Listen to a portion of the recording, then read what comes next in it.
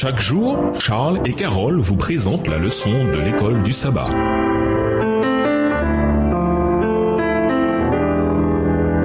Bienvenue dans notre émission. Dieu nous parle. Nous voilà la leçon de mardi, courage et responsabilisation. Lisons Néhémie 4, versets 7 à 23. De quelle manière Néhémie a-t-il fait preuve de courage? Qu'est-ce qui lui a donné ce courage? Néhémie 4, les versets 7 à 23. Mais Sanballat, Tobija, les Arabes, les Ammonites et les Asdodiens furent très irrités en apprenant que la réparation des murs avançait et que les brèches commençaient à se fermer. Ils se liguèrent tous ensemble pour venir attaquer Jérusalem et lui causer du dommage. Nous priâmes notre Dieu et nous établîmes une garde jour et nuit pour nous défendre contre leurs attaques. Cependant, Juda disait: les forces manquent à ceux qui portent les fardeaux et les décombres sont considérables. Nous ne pourrons pas bâtir la muraille. Et nos ennemis disaient: ils ne sauront et ne verront rien jusqu'à ce que nous arrivions au milieu d'eux. Nous les tuerons et nous ferons ainsi cesser l'ouvrage. Or les Juifs qui habitaient près d'eux vinrent 10 fois nous avertir de tous les lieux d'où ils se rendaient vers nous. C'est pourquoi je plaçai dans les enfoncements derrière la muraille et sous des terrains secs le peuple par famille, tous avec leurs épées, leurs lances et leurs arcs. Je regardai et m'étant levé, je dis aux grands magistrats et au reste du peuple: ne les craignez pas, souvenez-vous du Seigneur grand et redoutable, et combattez pour vos frères, pour vos fils et vos filles, pour vos femmes et pour vos maisons. Lorsque nos ennemis apprirent que nous étions avertis, Dieu anéantit leur projet, et nous retournâmes tous à la muraille, chacun à son ouvrage. Depuis ce jour, la moitié de mes serviteurs travaillaient, et l'autre moitié était armée de lances, de boucliers, d'arcs et de cuirasses. Les chefs étaient derrière toute la maison de Juda. Ceux qui bâtissaient la maison et ceux qui portaient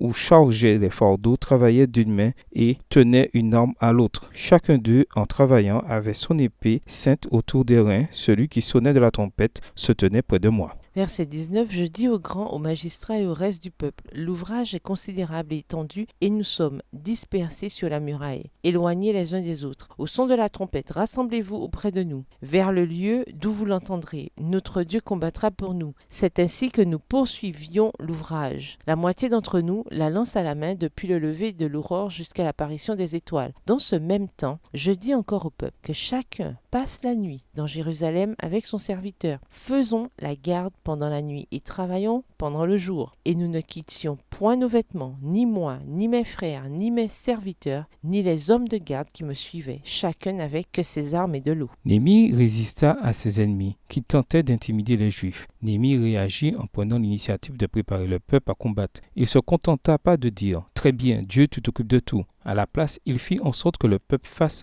sa part. Ils prirent des épées et d'autres armes tout en continuant à travailler sur la muraille. Les Juifs, sous la direction de Néhémie, ne battirent pas en retraite de peur, mais prirent courageusement les armes pour se défendre. Néhémie encouragea le peuple, crut en eux, travailla avec eux et il leur donna la responsabilité d'agir. Il les habilita à accomplir l'œuvre en déléguant et assignant des responsabilités. Mais Néhémie ne se contenta pas non plus de dire au peuple quoi faire en allant se cacher dans sa chambre. Il se tint à leur côté et fit le travail difficile qui devait être fait. Il y a des moments dans la Bible où Dieu dit au peuple de rester tranquille et de le regarder combattre. Et il y a bien d'autres exemples où Dieu dit: préparez-vous à agir et je vous donnerai la victoire. Nous devons faire notre part si nous voulons voir la délivrance et les bénédictions de Dieu. L'ennemi ne réussit pas à faire tomber Néhémie en son pouvoir parce que cet homme de Dieu témoigna autant de fermeté dans son dévouement à la cause sacrée que dans celui qui poursuit un noble idéal, un but absorbant. Ne prête pas le flanc au mal. Sa foi, loin de faiblir, s'affermit, car partout il discerne l'amour infini qui dirige toutes choses pour l'accomplissement du plan divin. Les vrais serviteurs de Dieu travaillent avec une résolution qui ne connaît aucune défaillance, car ils dirigent constamment leur regard vers le trône de la grâce. Extrait du livre Prophète et Roi, page 502, livre écrit par Ellen G. White. À la fin, Néhémie tira son courage de sa compréhension de la réalité et de la puissance de Dieu. Et pourtant, comme nous l'avons vu, sa connaissance de Dieu le poussa à agir en conformité avec sa foi.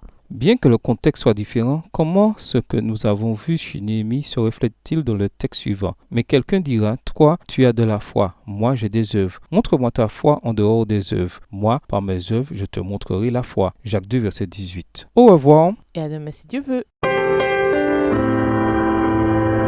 Dieu nous parle.